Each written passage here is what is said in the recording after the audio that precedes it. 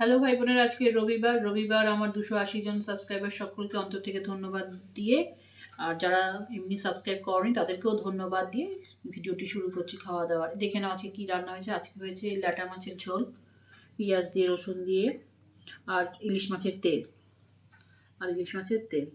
ঠিক আছে, আর ভাতে সবাই নিয়ে নিয়েছি। হ্যাঁ ভাই বোনেরা, মাঝে মধ্যে যখন ইউটিউব পাঠায় তখন আমার লোক হয়, যখন ইউটিউব পাঠায় না তখন আমার লোক হয় না। কালকে যেমন খুব কম লোক হয়েছে, যাই হোক আমার সাবস্ক্রাইবারদের কাছে গেলেও তো আমার কিছু লোক হবে। তো যাই হোক, সেটা ইউটিউবের ব্যাপার, আর কি বলবো, এখানে তো আর আমার কোনো হাত নেই। তো নানান এখন এই টিভিতে খবর দেখছি যে কত জায়গায় বিজেপি কর্মীরা মার খাচ্ছে। আমি তো কোনো কর্মী নই, আমি বিজেপি দলটাকে ভালোবাসি। তো সেই হিসাবে আমি বলবো, যারা কেন্দ্রে বসে আছে তারা তো মার খাচ্ছে না, বিজেপি তারা তো মার খায় না, মার খায় নিচু স্তরের কর্মীরা। তা তাদের তো একটু গার্ড দিতে হবে, নতুবা কেন লোকে বেরোবে? বিজেপির ভয়ে তো লোকেরা বেরোবে না, মার খাওয়ার ভয়। তাহলে এইগুলো তো একটু উপর আলাদা দেখতে হবে না? সমালোচনা আমি করবোই, যেটা ভুল সেটা ভুল, কারণ তোমরা উপরে বসে আছো, মার তোমাদের খেতে হচ্ছে না, নিচু স্তরের কর্মীদের মার খেতে হচ্ছে। এই দেখলাম পোস্টার লাগাতেও গ্রেপ্তারি হয়েছে, তাহলে বোঝো পোস্টার লাগাতে গিয়ে গ্রেপ্তারি হচ্ছে। এগুলো কি ঠিক? এগুলো ঠিক না।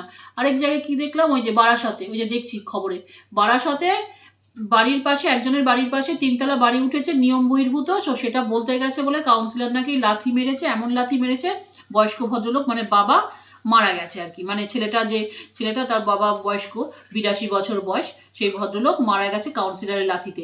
কি না বলতে গেছে যে বাড়ি ওই রকম বেআইনি বাড়ি।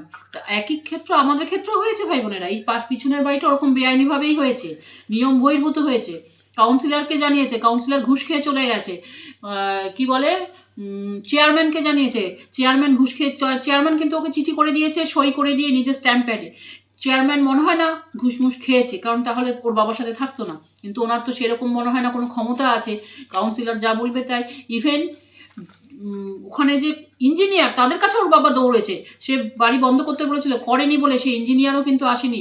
যেদিন ঢালাই হলো ইঞ্জিনিয়ারও পর্যন্ত ডিউটিতেই আসেনি ভয়ের চোটে, মানে সেও খেয়ে নিয়েছে।